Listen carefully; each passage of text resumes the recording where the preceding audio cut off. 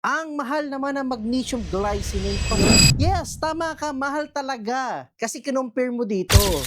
Yan. So, tama ka, mahal talaga. Ang pinag-comparean niya ay sa double wood magnesium glycinate na worth 400 pesos. But I hate to break it to you, yan ay certified Alibaba exclusive or peke. Gawa-gawa lang. Pag sinasabihan naman kami mahal yung magnesium glycinate namin, nag-a-agree kami, tama kayo. Pero pag nagpadala kayo ng picture ng other product, magre-react kami. Katulad nito, itong double wood magnesium glycinate, 120 capsules, hindi yan nag exist kahit i-search nyo pa. Familiar kami sa brand na yan, sa double wood magnesium glycinate. Di lang namin binebenta yan.